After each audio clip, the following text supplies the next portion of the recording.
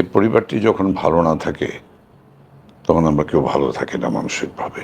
বাংলাদেশে আওয়ামী লীগ সরকারের পতনের পর থেকে আপনি আত্মগোপনে, জীবনে কি এটাই প্রথম আত্মগোপন? অনেক আত্মগোপনের ইতিহাস আমার আছে, কেন আমি আসলে স্কুল জীবন থেকে রাজনীতিটা শুরু করেছি আইয়ুব বিরোধী আন্দোলন থেকে, ইন 1969, 71, ভারতে আসা, ট্রেনিং নেওয়া, অস্ত্র নিয়ে ভিতরে ঢোকা, মুজিব বাহিনীর সদস্য হিসেবে যুদ্ধ করা, দেশ স্বাধীন করা ইত্যাদি। এরপরে 1975-এর 15ই আগস্টে জাতির পিতা বঙ্গবন্ধু শেখ মুজিবুর রহমানকে সপরিবারে হত্যা করা, সেদিন যে অশুভ শক্তির যাত্রা শুরু হয়েছিল, বাংলাদেশ বা স্বাধীনতা গণতন্ত্র বিরোধী শক্তি, তখন থেকে কিন্তু আমাদেরকে আত্মগোপন জীবন কাটাতে হয়েছে। কিন্তু খুব বড় আত্মগোপনে আমাদেরকে যেতে হয়েছে, যেমন খালেদা জিয়ার শাসনও, অর্থাৎ বিএনপি জামাতের শাসনও আমরা কাজ করেছি, সংগঠন করেছি, মিটিং করেছি, আবার আত্মগোপনে থাকতে হয়েছে। দীর্ঘ সময় ঘর ছাড়া দেশের কথা মনে পড়ে? বন্ধু, পরিজন, পরিবার, কাদের কথা সব থেকে বেশি মনে পড়ে আপনার? সত্যি কথা বলতে কি, আমরা কর্মী পাগল মানুষ, তো কখনো কখনো বুকটা ফেটে যায়। 71-এ তো আমি একবারে পাকিস্তানি পাঞ্জাবি বাহিনীর বিরুদ্ধে ফ্রন্ট ফাইট করেছি, এবং একটা আদর্শিক যুদ্ধ করেছি, সংগ্রাম করেছি, লড়াই করেছি। যা ঘটল 2024-এর 5ই আগস্ট থেকে আমাদের চোখের সামনে, আমরা একজন মুক্তিযোদ্ধা হিসেবে আমরা দেখছি যে বঙ্গবন্ধুর স্ট্যাচু কি অপমানজনকভাবে তারা ভেঙে চুরে চুরমার করেছে। ধানমন্ডি 32-কে ভেঙে গুড়িয়ে দিল বুলডোজার দিয়ে। তখন তো প্রশ্ন জাগে যে আমি বেঁচে ছিলাম কেন, বেঁচে আছি কেন, বা এই ঘটনা দেখার আগে কেন মৃত্যু হলো না। আমি তারস্বরে আমি চিৎকার করে বলতে পারি যে এই ঘটনার আগে যদি আমার মৃত্যু হতো, তাহলে সেই মৃত্যু হতো আমার শান্তির মৃত্যু। আমরা মুক্তিযুদ্ধের মধ্য দিয়ে বঙ্গবন্ধুর নেতৃত্বের স্বাধীনতা এনেছি, ওরা স্বাধীনতা যুদ্ধে পরাজিত হয়েছিল, সেই পরাজিত শক্তি প্রতিশোধ নিয়েছে। মুক্তিযোদ্ধাদের গলায় জুতোর মারা, পায়ের জুতো খুলে গালে পিটানো, এগুলো দেখতে হয়েছে আমাদেরকে। আমি গত 2 বছরে কোনো রাতে আমি ঘুমোতে পারিনি। ভোরবেলা যে আজানটি দেয়, সেই ফজরের নামাজটি পড়ার পরে একটু টায়ার্ড হয়ে যায়, শরীর ছেড়ে দেয়, তখন ঘুমোতে যাই। এটা মনে পড়ে। আর আরেকটা মনে পড়ে, ওই ছেলেটার কাছে যেতাম, কবরের কাছে। আমি 2 বছর যাবৎ যেতে পারছি না। মা বাবার কবরটার কাছে অনেকদিন যেতে পারি না। এগুলো নিয়ে কোনো দুঃখ নাই। দুঃখ আমার কিন্তু একটি জায়গায়, 5ই আগস্ট যারা ক্ষমতা দখল করেছে, এরা বাংলাদেশ বিরোধী, এরা স্বাধীনতা বিরোধী, এরা গণতন্ত্র বিরোধী, এরা 71-এর মুক্তিযুদ্ধে পরাজিত শক্তি। এরা পাকিস্তানের দালাল, পাকিস্তানপন্থী। বাংলাদেশটাকে এখন মানতে পারেনি, ওরা আবার এটাকে পাকিস্তান বানাতে চায়। আপনি কিভাবে প্রাণে বাঁচলেন? কিভাবে ভারতে এলেন? কারা আপনাকে সাহায্য করলেন? 4th আগস্ট দিনগত রাত 12:30 পর্যন্ত আমি গণভবনে ছিলাম। তো আমি চলে আসলাম পরের দিন 5th আগস্ট। নেত্রী যখন চলে আসলেন, আমি আসলে প্রায় হেডের মতোই হয়ে পড়েছে, একটু একেবারে পড়েই গেছিলাম আমার শোয়ার জায়গায়। তো যখন এরপরে আবার চৈতন্য উদয় হওয়ার পরে এক ক্লোজ রিলেশন, এবার ইন এয়ারফোর্স, ও আমাকে ফোন করলো। ওর ফোনটা পাওয়ার পরে এসে যখন বললো যে স্যার অমুকে ফোন করছে, তখনই আমি একটু বোধোদয় হয়ে আমি করতে পেলাম। তো বললো যে চিন্তা করেন না, উনি বর্ডার ক্রস করেছে সেফলি। এই আমি ঘর ছেড়ে বেরিয়ে গেলাম। তারপর তো একের পর এক শেল্টার চেঞ্জ করছি, ইউজ করা টেলিফোনগুলি ফেলে দিলাম। এরপরে একটি পর্যায়ে বুঝতে পারলাম যে আমাকে এখন ধরার জন্য তারা মরিয়া হয়ে যাবে। ডিসাইড করে ফেললাম I have to leave the country. আমার জামাই ডাক্তার ডাকুন ফোন করলো যে বাবা আপনি বেরিয়ে যান। আমি যেভাবে যেভাবে বলবো সেভাবে বেরিয়ে যাবেন। এবং সেই গাইডটা করেছে মূলত আমার জামাই ডাক্তার নার্গুন, সে গাইডটা করে নিয়ে এসছে। বের করে এনেছে। কারণ 5ই আগস্ট তো আর আমি 16ই আগস্ট বর্ডার ক্রস করতেছি। 16 আগস্ট কি কলকাতায় এলেন? না না না, আমি তো 16ই আগস্ট শিলংয়ে পৌঁছলাম। শিলং থেকে আমি চলে আসলাম মালদাতে, বিকজ মালদাতে আমার নাতি মেয়েরা ওরা গিয়ে আশ্রয় নিয়েছে। সেখান থেকে আমি পরের দিনে আমি চলে আসলাম কলকাতায়। নেতাকর্মীদের বিপর্যয়ের মধ্যে ফেলে আসার কারণে অনেকেই শেখ হাসিনার সমালোচনা করেন। আপনি একজন বর্ষিয়ান রাজনৈতিক ব্যক্তিত্ব হিসাবে এই সিদ্ধান্তকে কিভাবে দেখেন? 5ই আগস্ট যদি 30 মিনিট দেরি করতেন, তাহলে আমাদের নেত্রী প্রধানমন্ত্রী শেখ হাসিনা এবং ওই দিন গণভবনে থাকা তার ছোট বোন শেখ হাসিনাকে নির্মমভাবেই শুধু হত্যা করতো না, নৃশংস নিষ্ঠুরভাবে হত্যা করতো। হ্যাঁ, আজকে বেঁচে আছেন বলেই আজকে সারা বিশ্ব বিবেক, 18 কোটি মানুষের বিবেক মিলে কিন্তু আজকে বলছে যে শেখ হাসিনা ছাড়া এই দেশ পরিচালনার মতো যোগ্য নেতৃত্ব আর দ্বিতীয় কেউ নেই। আচ্ছা, ভারত সরকার কি আপনাকে কোনো নির্দিষ্ট রক্ষা কবচ দিয়েছে বা নির্দিষ্ট কোনো স্ট্যাটাস, মানে বাংলাদেশ সরকারের পক্ষ থেকে চাপ আসলে আপনার পদক্ষেপ কি হবে? আমরা তো বিশ্বাস করি সেই যে কোনো চাপ বাংলাদেশের এই এই কচু পাতার পানির যারা টলটলায়মান সেই সরকারের কতখানি চাপ দেওয়ার ক্ষমতা আছে, এবং সে চাপ যতই যাই হোক না কেন এটা সামাল দেওয়ার ক্ষমতা ভারত সরকারে আছে। সরকার এবং দলের বিপর্যয়ের নেপথ্যে কি কি কারণ থাকতে পারে, মানে যে ভুল আপনারা করবেন না, মানে আপনার মূল্যায়ন কি এত দীর্ঘদিনের রাজনীতিক হিসাবে আপনার মূল্যায়ন? আমরা একটা গভীর ষড়যন্ত্রের, ডিপ স্টেট ষড়যন্ত্রের মধ্যে পড়ে গিয়েছিলাম। 16 বছর ক্ষমতায় থাকলেন, পরপর টানা কিছুতেই বুঝতে পারলেন না যে কোথা থেকে এই লিকেজটা হলো? না, আমরা বুঝতে পারিনি, একথা আমি স্বীকার করব না। আমি যদি কিছুটা টের পেয়ে থাকি, তাহলে আমার নেত্রী, ওনার তো সমস্ত এগুলো উনিও কিন্তু বুঝতে পেরেছিলেন, এবং উনি বুঝতে পেরেছিলেন বলেই কিন্তু 6 মাস আগে থেকে বলা শুরু করেছে যে আমাকে ক্ষমতা থেকে নামানোর জন্য চেষ্টা করা হচ্ছে, ষড়যন্ত্র করা হচ্ছে, সাদা চামড়াওয়ালারা এভাবে কোড আন কোড আমি বলছি, সাদা চামড়াওয়ালারা আমাকে ক্ষমতা থেকে নামাতে চায়, ডক্টর ইউনূস আমার বিরুদ্ধে সরকার পতনের জন্য ষড়যন্ত্র করছে। আমি সাগর পাড়ি দিয়ে ওইদিকে যাব না, বাঙালি যাবে না। দেশবাসীকে কিন্তু উনি ওয়েল ইনফর্ম করেছেন, দলকে উনি ওয়েল ইনফর্ম করেছেন, সতর্ক করেছেন।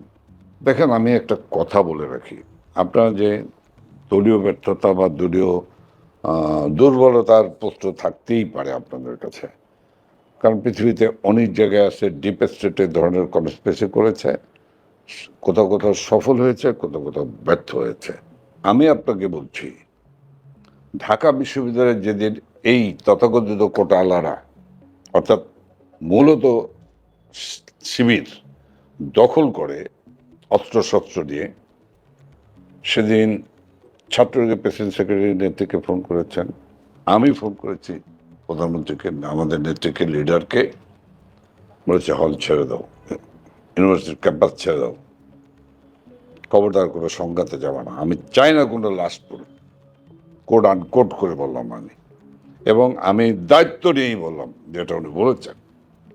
50,000 লোক নিয়ে গিয়ে আমি গণভবন ঘেরাও করে রাখার ক্ষমতা ছিল না? অবশ্যই ছিল। আমাদের জমায়েতের শক্তিতে ওরা হারিয়ে যেত। উনি যদি আমাদেরকে শুধু চোখের ইশারা দিত, তাহলে ঢাকা শহরে আমরা 5 থেকে 10 লক্ষ লোকের জমায়েত করে ফেলতে পারতাম।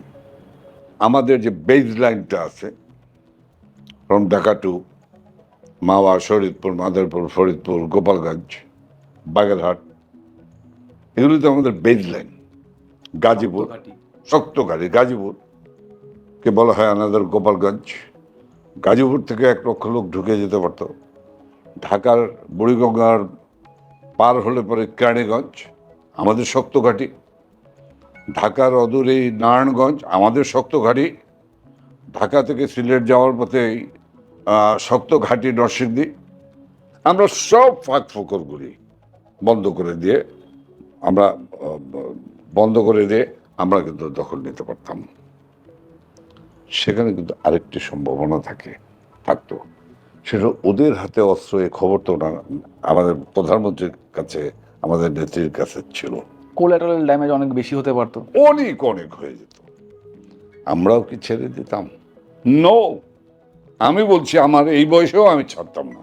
একটা লাঠি দিয়ে হলেও আমি দাঁড়িয়ে যেতাম।